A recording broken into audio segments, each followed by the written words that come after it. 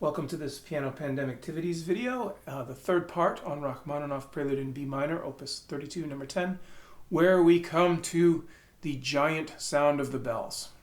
And this is a great temptation for many because you get to pound on some of the lowest notes on the piano and make a big, wonderful noise. But that's not going to be our priority. Our priority is going to be to show what's going on musically. And therefore, we'll begin right here where we have a recapitulation of the opening theme.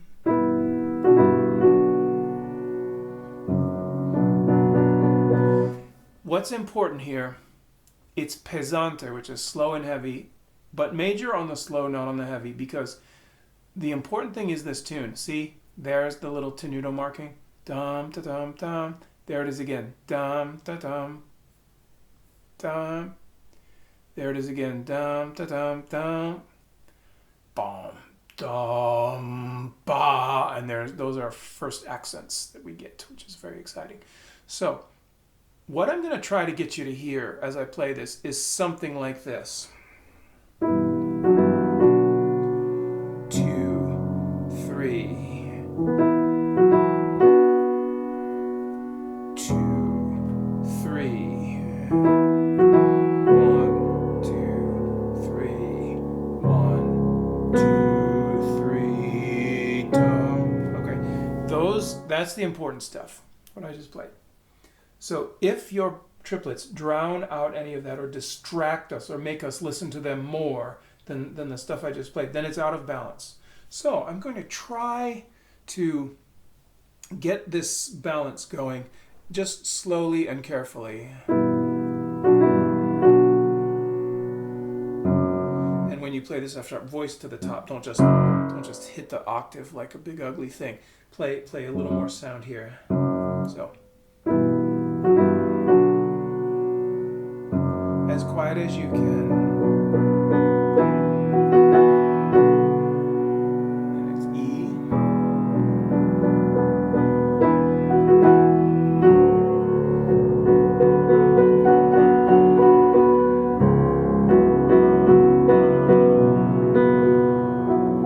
And for that guy right there, to really make sure I hear it, I need the voice to the top. I don't want to hit, root, fifth, root. I don't want to hit all three of those. I want you to know that that's the melody. So I'm going to do this. I'm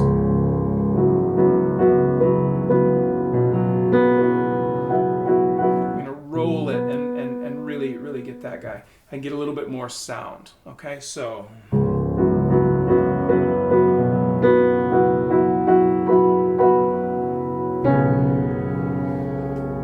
And when we get here, yes, fortissimo and all that, but more important than anything else is hearing that C sharp. If you just go smash and we have this undifferentiated sort of sound of a car crashing into a brick wall, that's wrong. You're still doing melody and accompaniment here. All right. Absolute loudness, by the way, is not really your friend in music. You always have to show what's going on. You have to show melody, harmony, phrase direction. Layers, because absolute sound is totally relative. I mean, at the beginning of a super loud 150 decibel rock and roll show, it's very, very impressive. When they go, ladies and gentlemen, please welcome, whatever. 1, 2, 3, 4. That moment is extremely exciting because it contrasts with the fact that the moment before did not have 150 decibels. But after about 90 minutes of that, it all sounds basically the same. I mean, it's not exciting that it's loud. That becomes average. So don't depend on hitting the piano hard to save you. What you need to depend on is showing what's going on, layers, clarity, melody, harmony. And yes, actually, I would say gradually build a crescendo as you go through this. That will be your best friend. And of course, I said in a previous video, this is all about these ninths.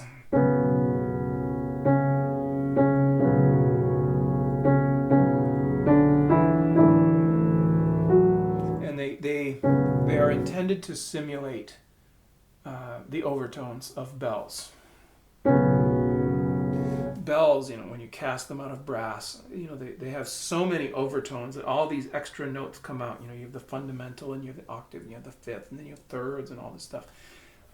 Actually, you even have a tritone, which I think explains the prevalence of the tritone in Rachmaninoff's music. In his early style, his early and middle style, the tritone is always showing up at the pinnacle moment in the pieces, really until he gets into the Etudes Tableau and the later stuff like Paganini Rhapsody, Corelli Variations, Symphonic Dances, where he's using a different harmonic system. The tritone is just everywhere, and we'll see it in this piece, by the way.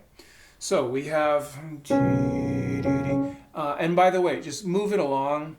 You're not going to gain that much by trying to be full of epic rubato here. It's really just not going to do that much for you. Okay, so building, building, building, building. And where is the big moment? The big moment is right here, this chord. Okay? Where we had led up to it, the melody is E, F sharp. And here's the surprise.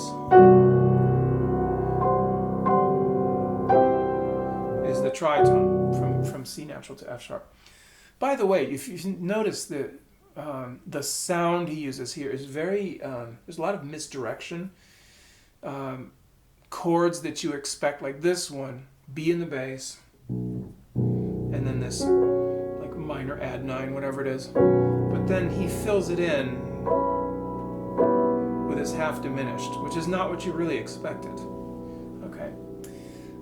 Or here, where you have D in the bass and all of this, and you expect it's going to go to D major, and it doesn't. It goes to B minor. These are all kind of modal misdirections to keep you from getting the expected chords, that was sort of resolve everything in a kind of Mozartian way. This is a lot of misdirection.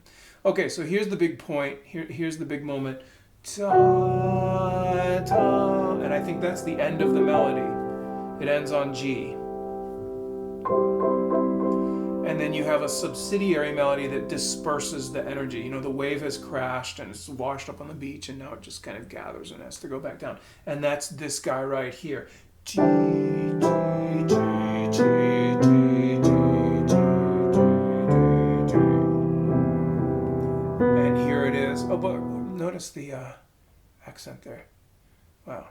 These were just two notes. Da dum dum da dum dum da dum dum da da da. So he's super serious. Look at those accents. He really, really means that. So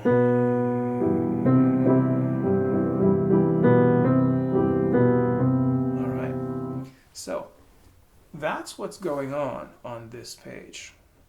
The glorious ringing of these Russian Orthodox bells. Someone suggested to me that, the dude in the painting, remember, he comes over the hill and he looks at his house there, and he wonders if anybody remembers him. Maybe his wife married somebody else and assumed he was dead. And then you get these sounds of the bells that could be, I don't know, they could be doing a funeral for him, because they thought he wasn't coming back. They could be doing a funeral for her because maybe she died while he was gone. It's something that in the church across the way, across the trees, that is has a tremendous emotional impact on him.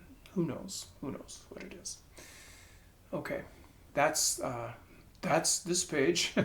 We'll handle the next page in the next part, and when that comes out, I will see you then. Ciao.